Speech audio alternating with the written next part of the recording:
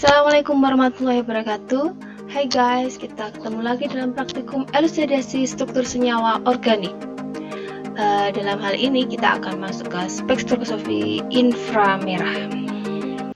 Oke, apa sih IR itu atau spektroskopi inframerah itu? Itu adalah suatu metode yang digunakan untuk mengamati interaksi molekul dengan radiasi elektromagnetik yang berada pada panjang gelombang 0,75 sampai 1000 μm atau pada bilangan gelombang 13.000 hingga 10 cm-1.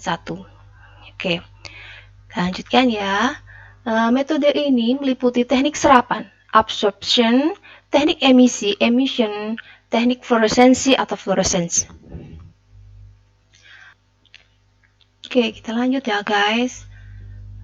Sinar inframerah berdasarkan daerah panjang gelombang dibagi atas 3 daerah, yaitu daerah inframerah dekat, daerah inframerah pertengahan, dan daerah inframerah jauh. Metode ini banyak digunakan karena apa guys? Ini adalah karena cepat dan relatif murah mengidentifikasi gugus fungsional. Ini jadi nanti kita akan memperoleh spektranya itu untuk mengidentifikasi gugus-gugus fungsional pada senyawa organik ya guys. Kemudian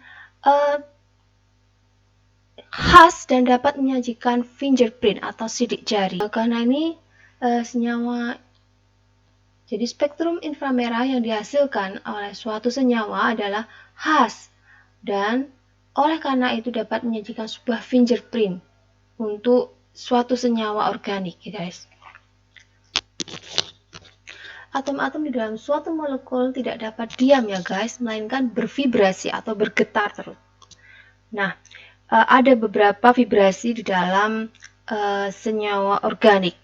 Nah, ini kita bagi menjadi dua ya guys, yaitu vibrasi ulur atau stressing vibration, yaitu vibrasi yang mengakibatkan perubahan panjang ikatan suatu ikatan organik. Yang kedua adalah vibrasi tekuk atau bending vibration, yaitu vibrasi yang mengakibatkan perubahan sudut ikatan antar dua ikatan. Jadi sudutnya ya guys yang berubah. Vibrasi tekuk ini kita dibagi menjadi 4, yaitu jigging, rocking, wagging, dan twisting. Oke, untuk jigging itu dia molekul berikatannya saling tarik ke kanan dan ke kiri secara asimetri. Jadi satunya ke kanan dan satunya ke kiri. Tuh. Kemudian kalau rocking, dia itu ikatannya itu ke kanan dan ke kiri secara simetri. Jadi ke kanan berbarengan dan ke kiri berbarengan. Untuk wagging, kedua molekulnya itu saling tarik menarik itu saling ke depan dan ke belakang ya guys, secara asimetri. Jadi yang satu ke depan, yang satu ke belakang. Itu yang terakhir ada twisting, itu keduanya itu saling ke depan dan ke belakang secara bersamaan. Gitu ya guys, ini untuk vibration. Nah, ada efek isotop juga. Isotop yang berbeda memberikan bilangan gelombang yang berbeda pada spektroskop. Bilangan gelombang atau V dapat dihitung dengan persamaan Hooke, yaitu adalah V sama dengan 1/2pi akar K per mu, di mana mu adalah MA kali MB dibagi MA ditambah MB, di mana K itu adalah konstanta gaya atau kekuatan ikatan. MB itu adalah massa dari molekul. Lanjut ya guys.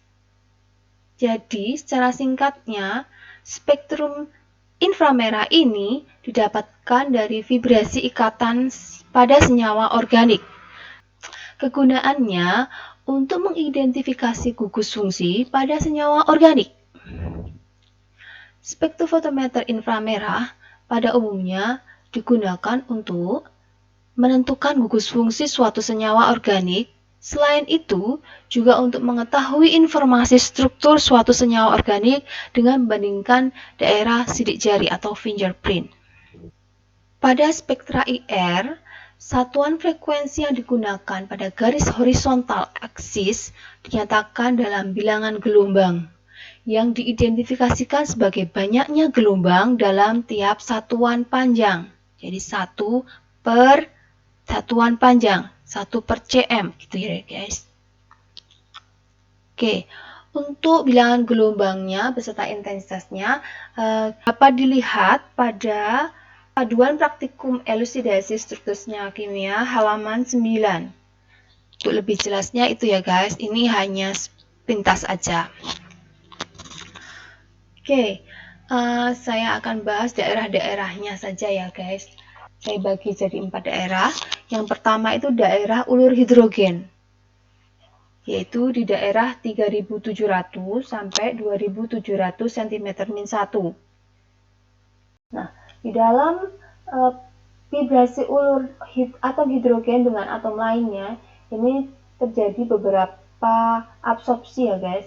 Ada di 3700 hingga 3100 cm-1 itu adalah daerah OH atau NH.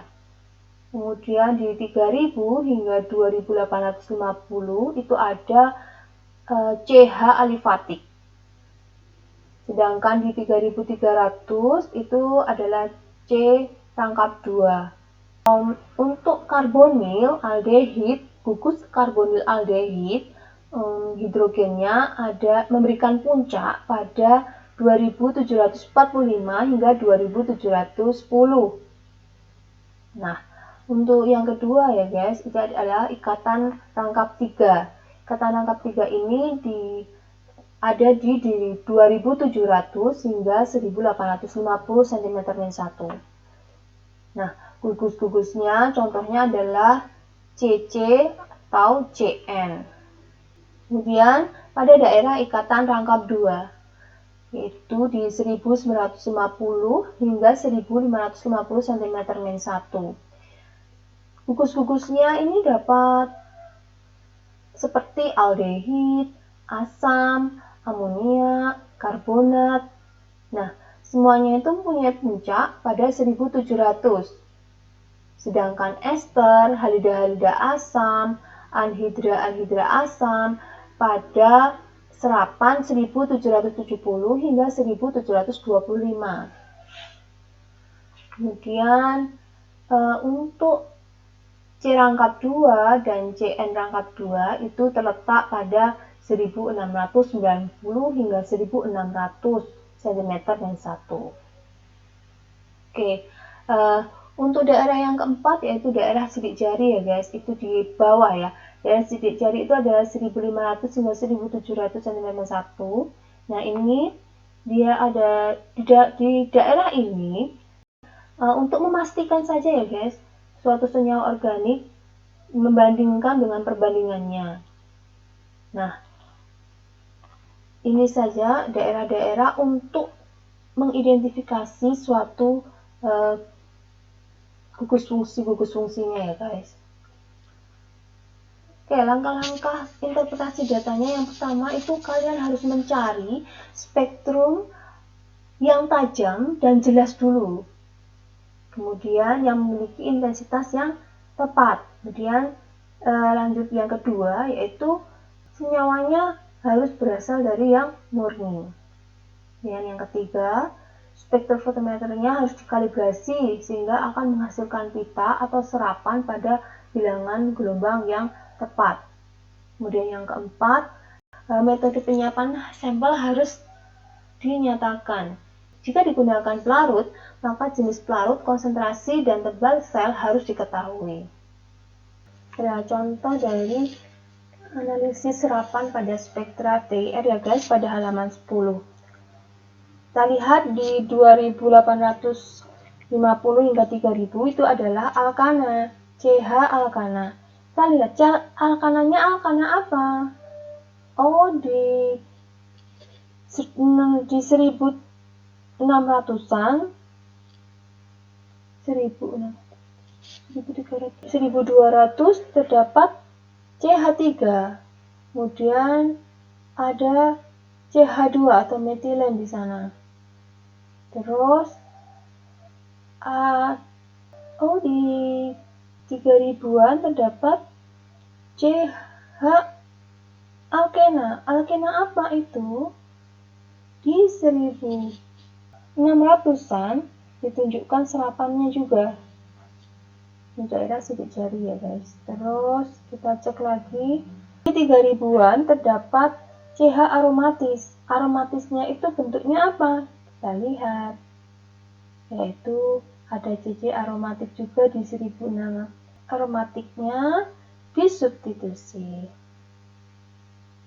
Kemudian ada CO ether juga. Nah, ini semua adalah contoh analisisnya, interpretasinya ya. Jadi di dalam contoh 1 ini ada alkana,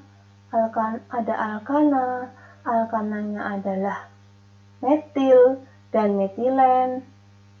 Kemudian ada aromatiknya adalah disubstitusi. Kemudian terdapat ether dan terdapat alkena. Kita lanjut ya guys untuk latihan 1 pada halaman 13. Nah, ini kita lihat gugus fungsinya. Yang pertama yaitu CH alifatik di 2960. Kemudian terdapat CH metil di 1405 dan metilen di 1475. Kemudian ada karbonil ya guys di 1710. Ini karboksilat karbonil CO. Kemudian ada hidroksi, jadi ini ada melengkung ya guys, tidak lurus. Nah, kalau melengkung ini sudah pasti ini adalah OH. OH di 3200. Kemudian ada CO di 1200. Dapat diprediksi strukturnya itu seperti ini. Jadi ada senyawa kita prediksi karena rumusnya adalah C5H10O2. Jadi ada C5, C-nya 5, 1 sampai 5. Kemudian kita masukkan karena ada OH, ada karbonil, berarti di sini ada OH-nya di sini, ada karbonil CO di sini. Kemudian metilen, ini ada CH2 di sini, CH2, dan ada metil CH3 di nomor 5 ini. Nah, ini karena alifatik berarti dia rantainya lurus atau berbelok atau bercabang, tapi tidak aromatis. Kalau aromatis dia akan ada melingkar atau segi 6 atau segi 5 sesuai dengan C-nya. Kita tutup ya guys. Silahkan Anda pelajari lagi. Silakan berlatih bersama asisten Anda mengerjakan interpretasi spektrum infrared pada halaman 13, 14, dan 15. Terima kasih. Kurang lebihnya mohon maaf. Selamat belajar. Wassalamualaikum warahmatullahi wabarakatuh.